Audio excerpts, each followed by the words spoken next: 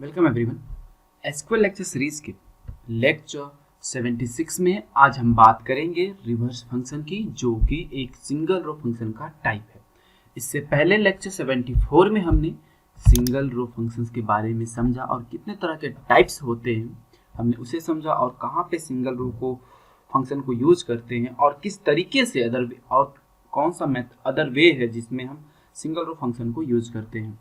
तो लेक्चर 74 में हमने सिंगल रो फंक्शन के बारे में समझा था।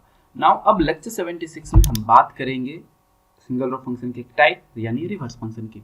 तो जैसे नाम से ही क्लियर हो जा रहा होगा कि रिवर्स, तो रिवर्स फंक्शन क्या करता है, जो भी एक गिवन स्ट्रिंग होती है ना, उसको वो रिवर्स कर देता है।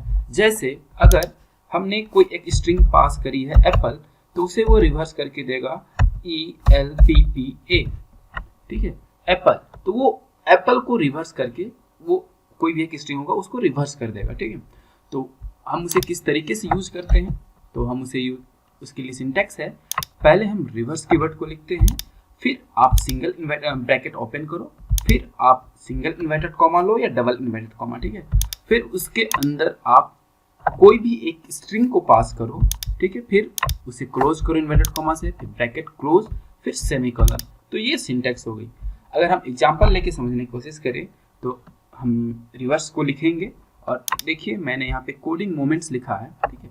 तो ये मुझे जब अब आउटपुट में क्या देगी, यहाँ पे स्ट्रिंग हमारा क्या है, कोडिंग मोमेंट्स। अब हम इसमें फंक्शन कौन सा लगा दिए, रिवर्स। तो ये हमें आउटपुट क्या देगा, कोडिंग मोमेंट्स को रिवर्स ऑर्डर में प्रिंट करेगा।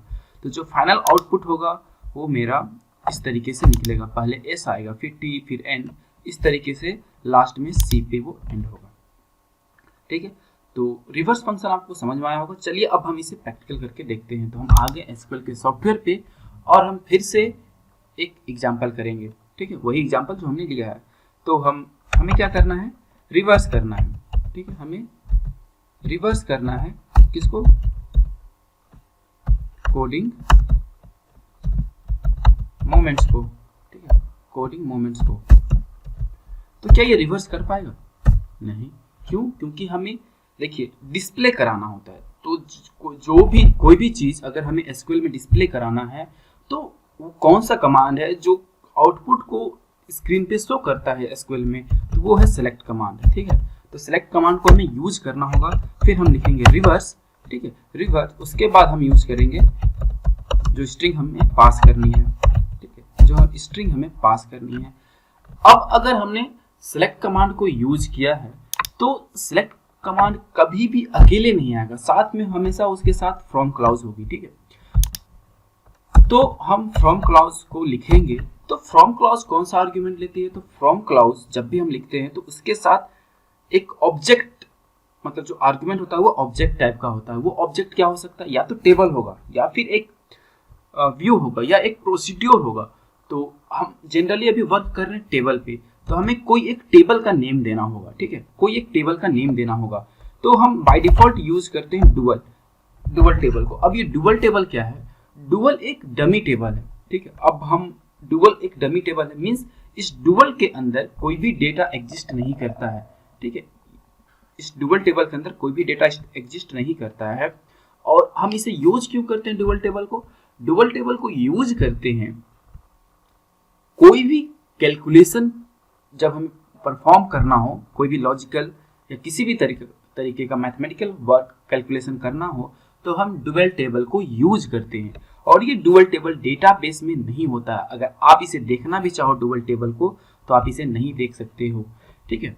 तो हमने क्या लिखा, सेलेक्ट रिवर्स। अब उसके अंदर हमने स्ट्रिंग पास करी कोडिंग मोमेंट्स, फिर हमने टेबल पास कर दी फ्रॉम क्लॉज के साथ डुअल टेबल को। अब हम इसे एग्जीक्यूट करते हैं। देखिए हमें उसने क्या किया, जो स्ट्रिंग हमने पास करी थी उसे वो रिवर्स कर दिया। अब यहाँ पे, अब देखिए यहाँ जो हमने स्ट्रिंग पास किया था वो कोडिंग मोमेंट्स था, बट यहाँ पे सिर्फ कोडिंग में सिर्फ जी मिसिंग है और बाकी पूरा मोमेंट्स। क्योंकि देखिए ये एक तरह से क्या है, एक तरह से जो हमें डिस्प्ले हो रहा है, ये टेबल में हमें डिस्प्ले हो रहा है, और ये उस टेबल में एक कॉलम जैसा बिहेव कर रहा है। और यहाँ पे क्या है, उस कॉलम का लेंथ यहाँ पे सेट है, जो बाय डिफॉल्ट 10 to 12 कैरेक्टर एक बार में एक कॉलम में शो होती है, ठीक है।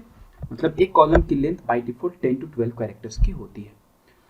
तो इस तरीके से आप रिवर्स फंक्शन को यूज करके आप कोई भी एक गिवन स्ट्रिंग को रिवर्स कर सकते हो।